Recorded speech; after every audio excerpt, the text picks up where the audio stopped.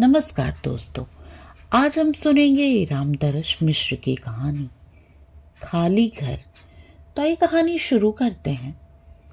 लगभग साल भर बाद घर जा रहा हूँ। एक अज्ञात भय की कपकपी मेरे मन को छू छू जाती है। कैसा दिखेगा घर, कैसे दिखेंगे कमरे। शाम होने को है।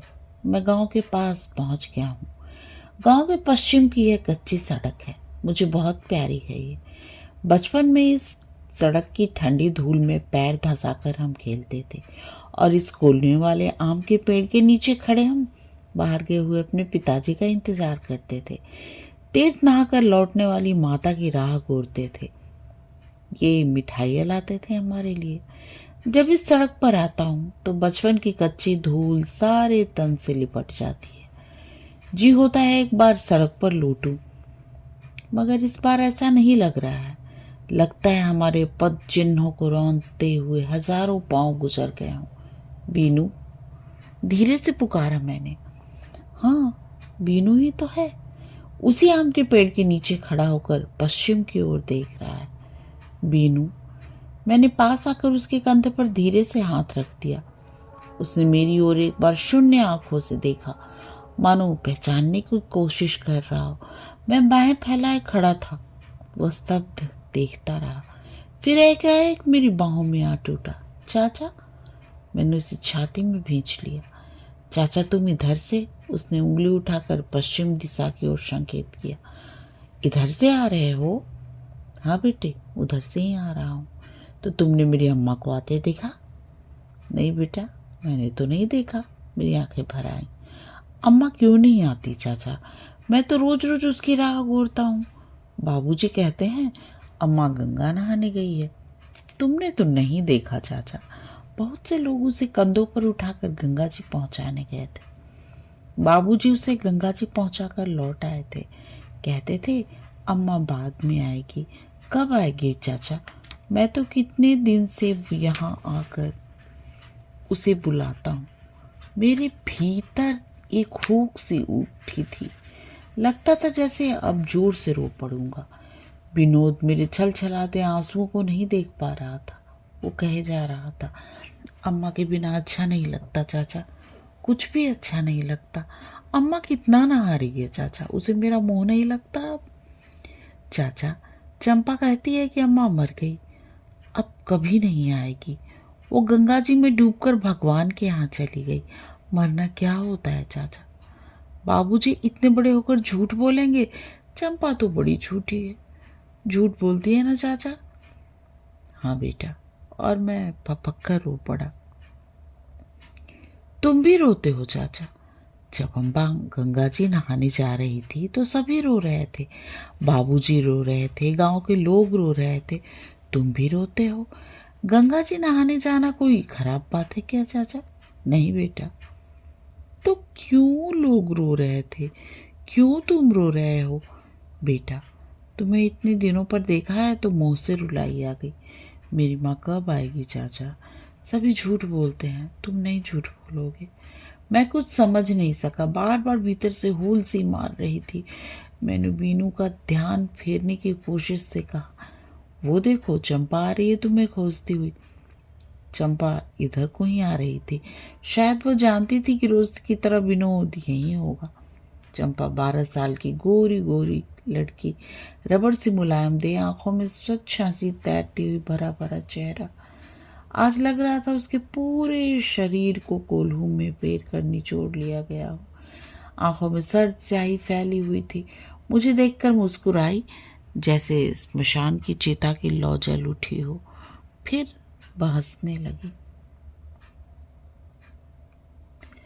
चाचा, ये चंपा क्यों रोती है? यही कहती है अम्मा मर गई है, कभी नहीं आएगी इसलिए रोती है। या अम्मा नहीं आएगी चाचा? आएगी आएगी बेटे, जरूर आएगी मेरे बेटे। घर में घुसा तो बीनू को नीचे उतार दिया। वो धीरे धीरे भाभी के कमरे की ओर बढ़ गया। मैं भी अनजाने खींचा चला गया। कमरे में झांका तो कलेजा सनसना उठा। उनका बक्स अस्त व्यस्त पड़ा हुआ था। उनकी तस्वीर तिरछी होकर लटकी थी। उनका आईना बीच में फूट गया था। बीनू के जूते मोजे यहाँ वहाँ बिखरे पड़े थे। कमरे में झांका तो जी धक्क से रह गया, एक विराट सुनापन जैसे झांक कर उठा हो। इस बार नौकरी पर जा रहा था तो भाभी मुस्कुराते हुए दरवाजे पर खड़ी थी, लेकिन उनके आंखों के भीतर एक अगाध व्यथा झांक रही थी। जल्दी जल्दी आया करो बाबू, जाते हो तो आने का नाम ही नहीं लेते। भाभी का भीगा हुआ स्वर गीले कपड़े की तरह मेरे अंग अंग पर बिछ गया था। बहुत दूर चला गया हूँ भाभी, दूसरे प्रेस की नौकरी, जल्दी नहीं आना हो पाता। और आज के जमाने में 1-2 साल का समय भी क्या होता है भाभी? तुम्हें नहीं होता है, लेकिन देहात के घर में तो 1-2 साल पूरा एक युग होता है बाबू। शहर जाकर निर्मोही हो गए हो ना? यहाँ तो मन बहुत उदासता है। मन क्यों उदासता है भाभी? भैया है, चंपा है, विनोद है और तुम्हारी रंगीनी है, इतने तो साथी हैं। छोड़ो बाबू, तुम्हारी भैया को गृहस्थी और परोपकार के काम से फुर्सत भी कहाँ। चंपा पढ़ने जाती है, हाँ वीनू है जो अकेले ही सारे सन्नाटे को आटने में लगा रहता है। हाँ मेरी देवरानी आ जाती तो। अरे छोड़ो भाभी, अभी क्या जल्दी है, भला जितनी देर से आए उतना ही अच्छा। ये मीठी बला है लाला, इसे कौन नहीं चाहता।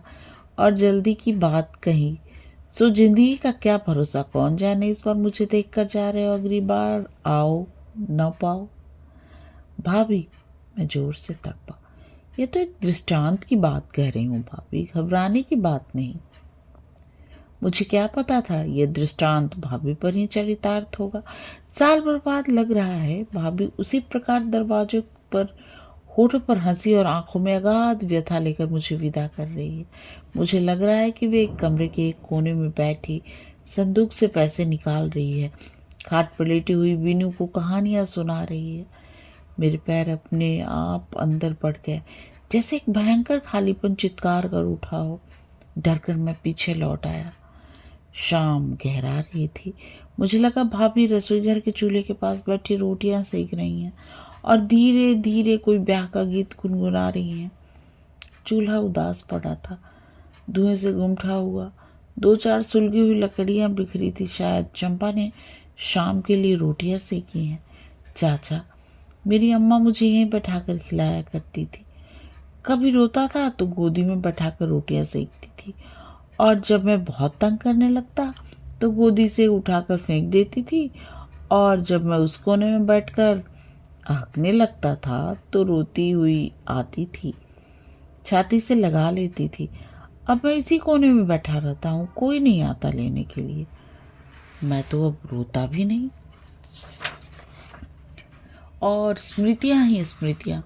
भाभी तुलसी के चौरे पर दीप जलाकर विनय की मुद्रा में झुकी हुई है, चूल्हे के पास बैठी हुई है, और चूल्हे की आंच से तपे हुए गोरे मुखमंडल पर पसीने की बूंदें छा गई।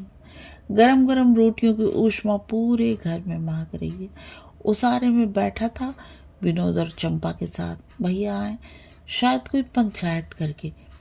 एक डेबरी जल रही थी। भाई साहब आकर धीरे से खाट पर बैठ गए। डेबरी के मंद प्रकाश में देखा, घुटा हुआ सिर, चेहरे की रेखाएं जैसे एकदम कठोर हो गई हैं। स्तब्ध आंखें जिसमें आंसू उठकर सूख गए। कब आए? कुछ देर बाद टूटी आवाज में पूछा उन्होंने। घंटा भर पहले।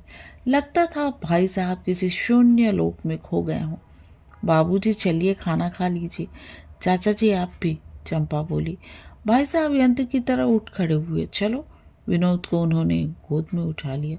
चंपा कुछ बना लेती है, यही एक सहारा है।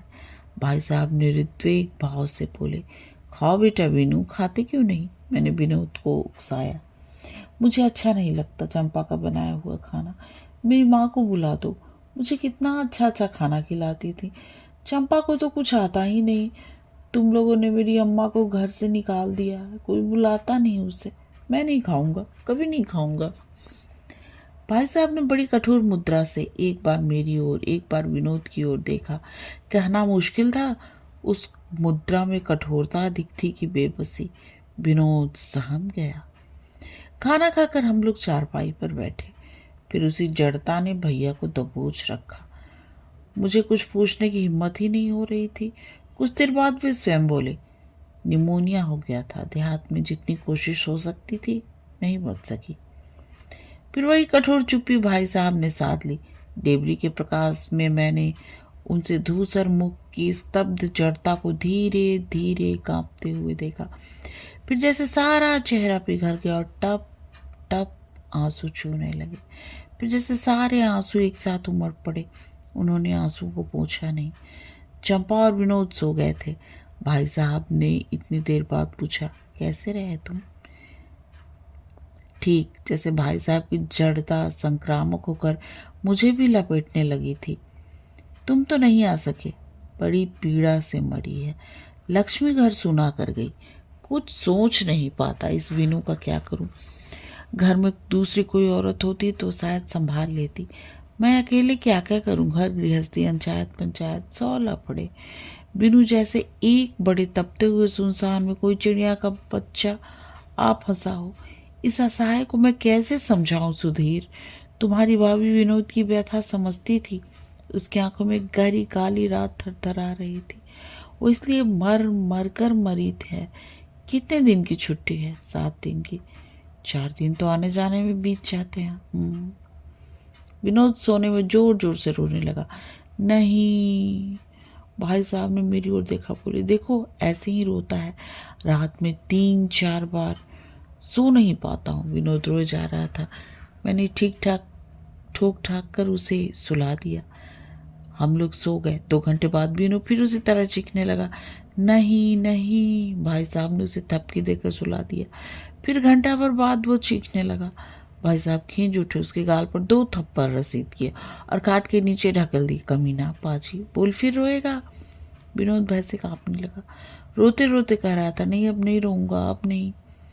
मैंने विनोद को अपने पास सुला लिया। फिर कुछ देर बाद रोने लगा। किंतु गनीमत थी, भाई साहब बाहर रात रहते ही बैलों को सानी पानी देने के लिए उठ गए थे। सुबह होते ही बिनू भाभी के कमरे की ओर दौड़ा।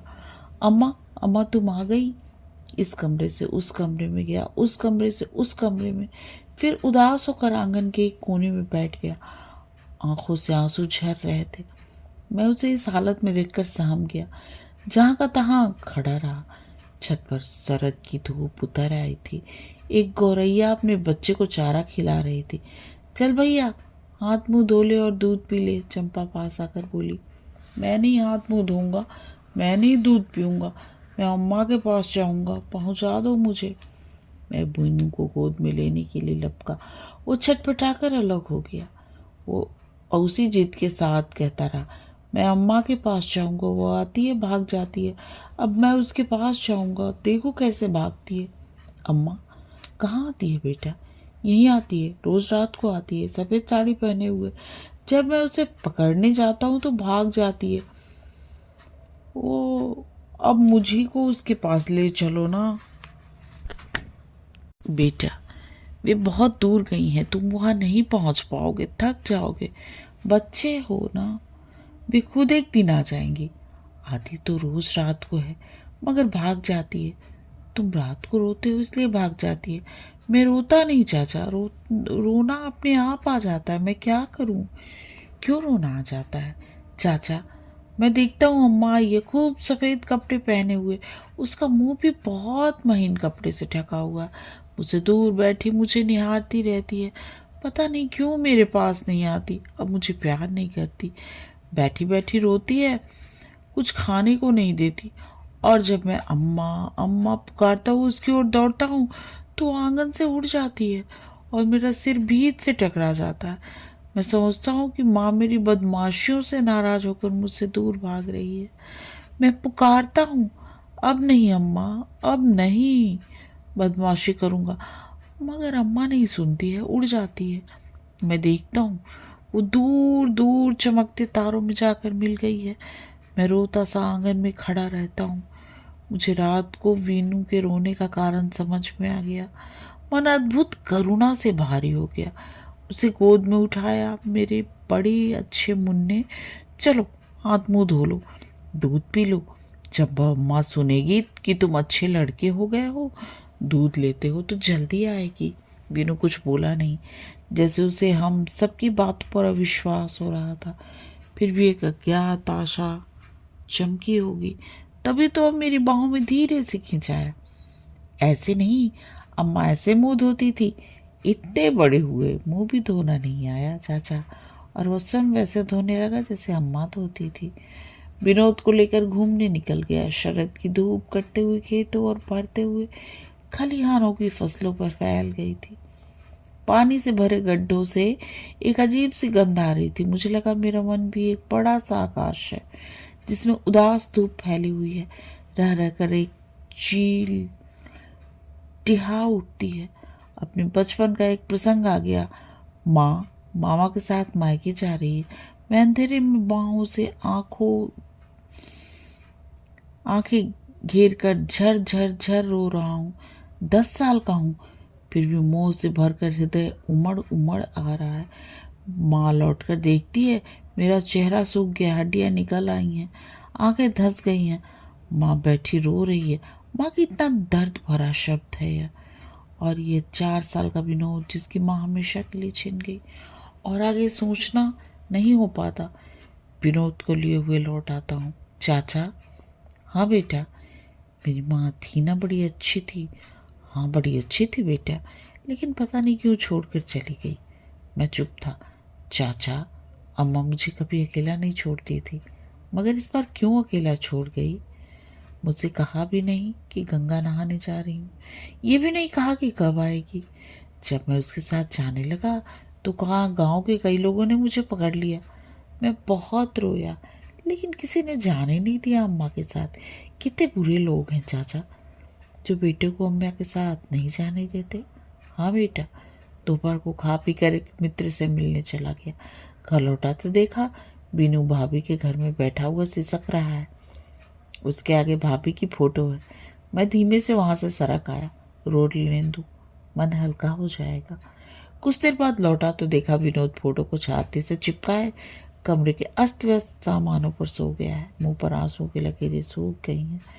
चंपा रोटी बना रही है। मैंने कहा बेटा चंपा, अब तू ही इसकी माँ है, बहन है, ख्याल रखा कर इसका।